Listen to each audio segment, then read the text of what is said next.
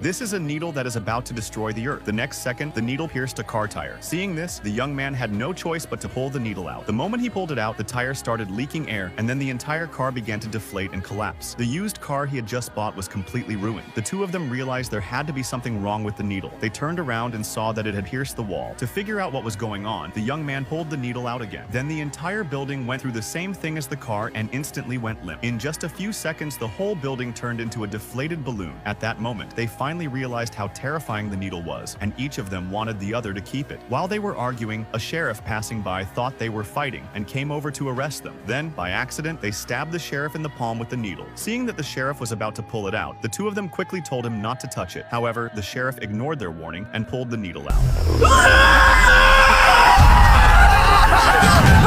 I need backup! Before the sheriff could even take a few steps, his whole body deflated and turned into a human-shaped balloon. Realizing they had caused a huge disaster, the young man picked up the needle and prepared to run. Unexpectedly, a bus came speeding straight toward him. To save his life, the young man had no choice but to point the needle at the bus.